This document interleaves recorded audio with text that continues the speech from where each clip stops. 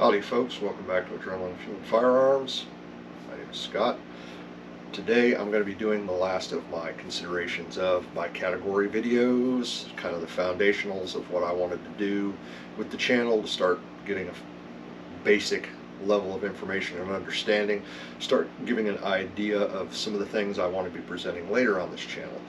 This video will be with regards to what I consider probably the least versatile category of firearms, and I have lumped two firearms together into this category due to the fact that the same flag covers both of them in this case. So what we have here is shotguns and lever action rifles. Now, I don't have a personal issue at all with shotguns or lever action rifles. I own them, I enjoy shooting them, there's not a darn thing wrong with them. You spend your money, you get a decent one, you maintain it, Merry Christmas, you're going to have it for years. There is nothing wrong with them. Love them to death. I had this 30-30 here. This is a gift from my stepfather. It's a joy to shoot. I've had it for 20 some years now, put God knows how many rounds through it, put it into the gunsmith once for a minor problem.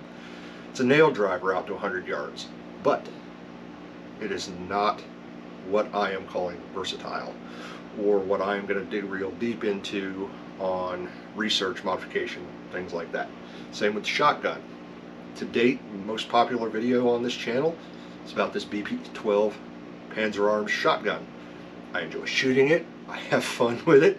I've had very little problem out of it. I've not really cleaned it. Excuse me. But it is not what, for my purposes, I consider versatile.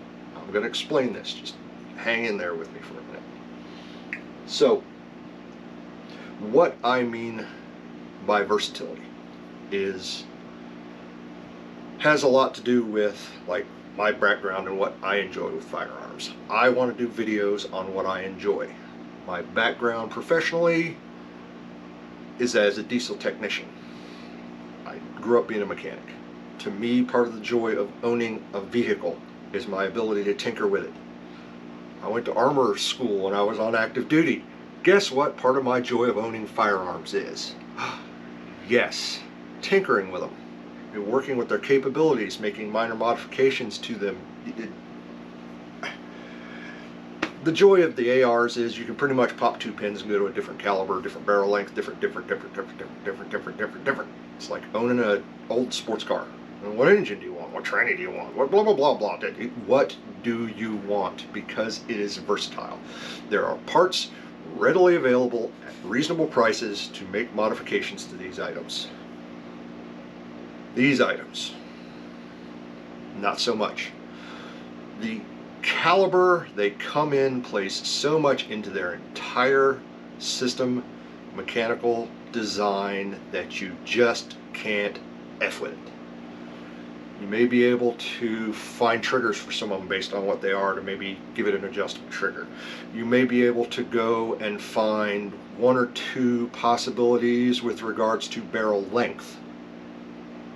However, if you want to change calibers, I hope you're a freaking millionaire, because you basically have to revamp the entire firearm to get it to function again.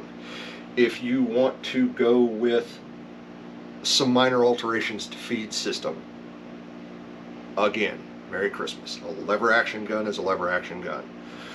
Yes, this is true of your semi-autos and several others, but it's even deeper ingrained when you get into lever action guns. You have what you have in the caliber, and it is reliable as long as it was designed reliably and produced by a reputable manufacturer. Similar issue with shotguns. You have anything from break, single shot, pop them open, Merry Christmas, will function forever. I own a 410 in that caliber, just like that, just bang. Pump action.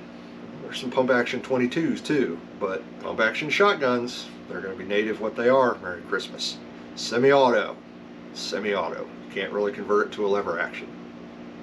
Yes, I understand that. I'm not saying that that's simpler in any other firearm, but shotguns, you have projectile choices within your native caliber, but you're really not going to economically, effectively create a reliable firearm changing out the caliber in a shotgun, irregardless of the gauge slash caliber that you purchase it in. It just is not feasible for the intent and purpose of what I'm presenting.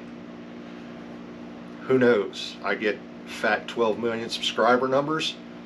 Maybe I'll head down the street and see if I can turn this into a Panzer Arms BP 410. I don't know. You don't know. Who knows? Money. So, this video is a little bit dismissive of these two styles of firearms, but I don't feel that there's a lot of important information that I can put out with regards to convertibility, or, as I said, what I want to discuss on this channel, what I find amusing. Love them. You probably see reviews of them. They have their own playlist. I have plans to present some videos, fun, informational, and otherwise, in addition to the one I already have in the BP12 in the future for this channel. But they will be just that. They will be informative, informal, couple offs, where this is this firearm, haha, chuckle, chuckle, bang, bang, woof, woof, whoo-hoo, boobies. Done with it. Because for the most part, this category of firearm on this channel basically relates to what you can slap on the outside of this bad boy. Merry Christmas. I may have some comparative videos for accuracy. I may do who knows what down the road. But the key here is, when you are considering something from this category of firearm, you do a ton of research, you spend your money once, and then everything else is just strapped to the outside of it. If that's possible, which it is, because duct tape. So, that's really all I have to say on these firearms. I mean, it's short, it's sweet. I mean, heck, you can make salad with that one. Trust me, I'm going to try it out. It should be fun. Haha, chuckle, chuckle, bang, bang, boobies. So that's really all I have to say in this video, is the fact that they exist. The fact that when you do your research on them, you need to be very, very thorough and determine what you like about them. You know, determine what caliber you want to go with and what it's going to be, because that's where you're at. That's it. That's the end of the story. That's what you have going forward. You either enjoy it or you don't. So, to me, it's not a subject that I'll spend a ton of time on, because there's not a lot there for me to tinkle or fiddle with. It's just something I'm going to pull out of my gun safe, put a couple hundred rounds a year total down range, because I enjoy them, do some cute videos on them, talk about some specific ones, but that will basically be the end of it with these types of firearms, because of the fact I just can't tinker on them. So that's where it's at. With regards to reloading, they're pretty much as reloadable as anything else.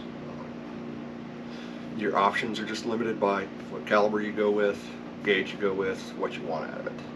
But there again, they're styles of weapons that have been around for a long time. They've kind of reached the peak of where they're at. They're going to recoil the amount they recoil based on the system they are. If you reload, you can play around with that dynamic a little bit, but it will dramatically affect your downrange performance, because that's all you can do, is tinker with the ammo. So, I hope that everyone has enjoyed this very minor, very non-informative video, because it's just one of those I kind of put off till last to kind of get the information out, get it out of the way, because I don't really have a lot to contribute. I just hope that people who've watched this video will pay attention to the part where it says, you know, this is where you are, and do a ton of other research on stuff, and enjoy the shooting sport in general.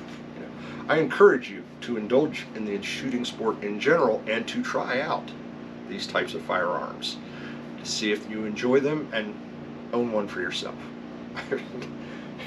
If I had the money, I would have near every Henry there is, because I love the Henry rifles. But they're a lever action rifle. That's all you can do. You're done. Looks damn good, but that's what you can do with it. So, thank you very much. Thanks for watching this video. I hope you like and subscribe, and I hope you stick around for much more informative and more fun videos in the future. Thanks a lot. a great day.